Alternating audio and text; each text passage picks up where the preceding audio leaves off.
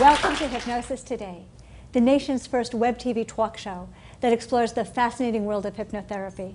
Hello, my name is Lisa Mackenberg, and I'll be your host, covering a wide variety of subjects to help you understand the power of the subconscious mind and how hypnosis is being used today to help people achieve success, prosperity, and happiness. Today, my two very special guests are Shirley and Jennifer. Now, Shirley Vinnock is an honors graduate of HMI's College of Hypnotherapy. She is also the author of Easy Self-Hypnosis, Minding What Really Matters. Shirley is also an instructor at Ventura College. Today, she brought with her today another very special guest. This is her client, Jennifer, and Jennifer is going to be talking to us today about how she used hypnotherapy with Shirley to overcome her fear of flying. Please help me welcome my guests. Now, Jennifer, I'd like to start with you. Tell me a little bit about what it was like when you thought about flying. It sucked.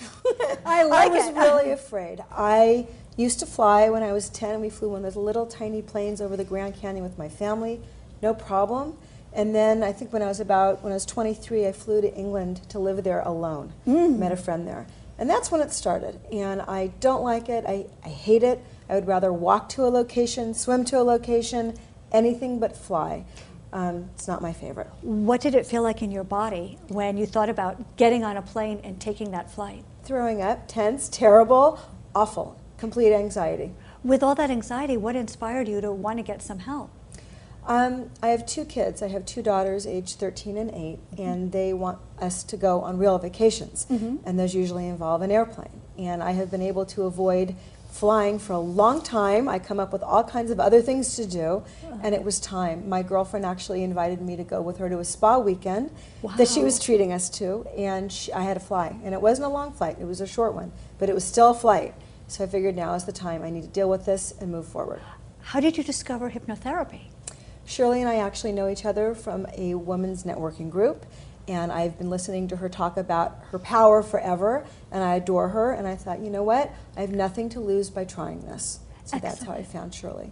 Shirley, tell us about some of your methods to help people overcome fear of flying. Well, it's interesting that most of us have things that we would rather not do. Being afraid is definitely one of those things.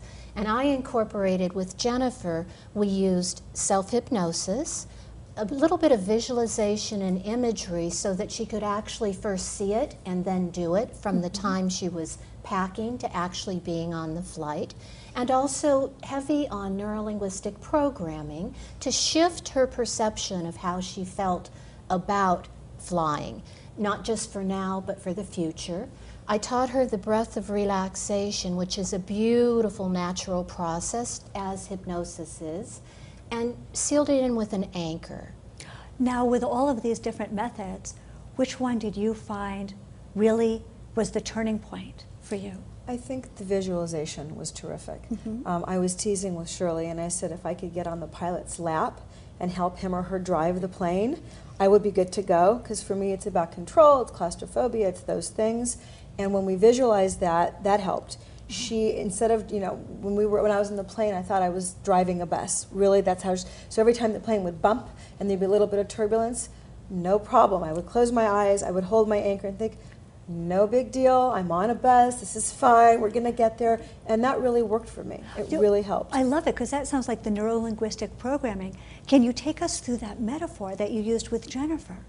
Absolutely. It really started with Jennifer's comfort in a car and relating her feeling the sensation of movement in a car. The car, when you get into it with your luggage, we walked her through the entire process, putting her own special luggage in the car, having plenty of time, all the time that she needed, trusting that she knew exactly what to do. Now, mind you, she had been relaxed before this, so we're walking through this process on a second or third session. Took her through the entire journey. The car, when she got in the car and started to drive, had windows. When she got into the plane, the first thing she noticed are the windows. Similarities to a car. Her mind translated that into a bus, which is fine. anything that works is fine, and each individual client is so unique. So we then went on with the car back. You backed your car out of the driveway, looked both ways safely. The plane backs out of the I guess it's the gate. the gate. Yeah. Pardon me. The plane backs out of the gate. It starts to taxi down the runway. You feel the momentum for movement, and after all, life is all about movement and enjoying the movement forward. As the plane begins to lift, it's very similar to the acceleration you feel as the car goes up a mountain road, which you love to do. Very relaxing, just constantly reminding her of being relaxed and enjoying the journey. We did actually also put in the metaphor of she walked up into the cockpit and sat in the seat with the pilot, having full control over the plane in her mind, and how enjoyable that was to feel that sense of power, to feel that freedom to soar again and watch the clouds and everything around her in the atmosphere. Jennifer, Shirley, I love that because, you know, one of the things that I talk about is, well, we can learn a lot from scripts, but we can learn so much more from actually listening to our client and our client's metaphors. When you actually got on the plane, what did you do? Did you use self-hypnosis? Did you use the visualizations? I did. Walk us through it. I absolutely did. I sat down, I closed my eyes, I had my anchor, I had my thumb, and I had my little ring, and I did this, and I did everything that Shirley just said, and it was fine, and I was stunned. I have to tell you, when I got back from my trip, I called you immediately, and I said, oh my goodness, wow, I can't believe that you did this for me, yes. Truly, because I was so afraid before this flight, and if I found out I had a flight tomorrow, it would be okay. I wouldn't be, oh yay, I can't wait. However, the horror, you know, the terrible anxiety that I used to experience before, I wouldn't have that anymore. It really was okay. That sounds amazing. Both of you mentioned twice an anchor. Can you tell us about the anchor, and can you show us what you're wearing? It was just a ring. I have a thumb ring. And actually it says, I promise to stay positive, appropriate for flying. And for hypnotherapy. Right, exactly, sure. Good luck charm. And for me, because this is something, obviously your thumb is always with you, this was an important anchor for me because you could hold it. Nobody would see me holding it. They wouldn't know I was using that. I didn't want to embarrass myself. So this worked for me. And having the ring here just felt good. And that's what I do. And now, with other situations of my life, if anything is causing me anxiety, if I'm not wearing my ring, I have my thumb, and I can just do this, and it really calms me down. It sounds simple, but it really works. So, are you telling me that in other situations where you feel nervous or tense or feel yourself going to fight or flight, you know, the rapid heartbeat, right. Or to quote you, wanting to throw up, right? That you use the same techniques that Shirley taught you for fear of flying? I do, and she taught me breathing techniques as well. And these are things that when you hear about them, they're obvious, but unless someone guides you to that place, you wouldn't necessarily know to do them yourself. So between the anchor and the breathing, it's really helped, not just for fear of flying, but for other things that pop up. It's been terrific. So I'm going to ask a practical question. Have you been flying since you went on that spa weekend? I haven't had the opportunity to. I really haven't. Nothing has come up, but you know, my kids are angling to go on a vacation in a few months, and it's possible. So I'm going to take you through a what if.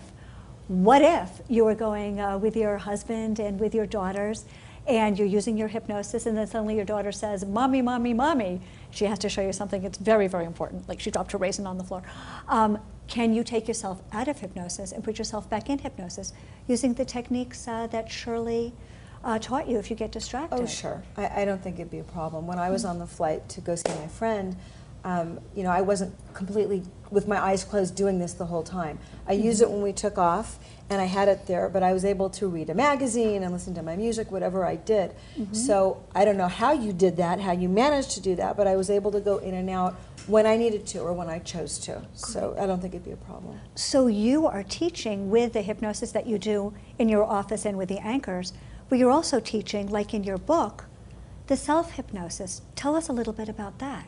I do. It's a wonderful process, and I found some of the colleges like me to teach it there, Ventura College in particular, and Pierce College too. And people come because they're anxious. They come because they cannot sleep. A father and son come because they want to de-stress and relax.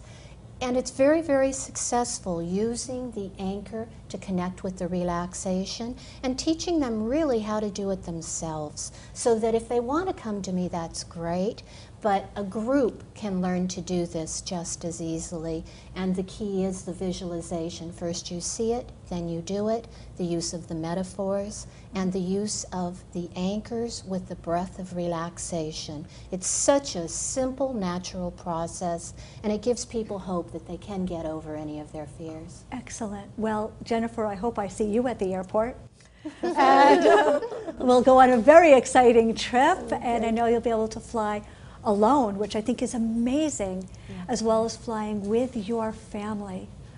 I want to take this time to thank Shirley Vinnock and your wonderful guest, Jennifer, who you were so kind to come on and share this very powerful experience so that other people can get the benefit of learning how to use hypnotherapy, you know, to have a superior quality of life, be able to go forward without that fear and anxiety.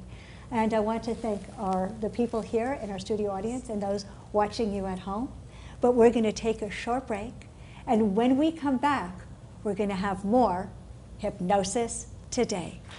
Thank you.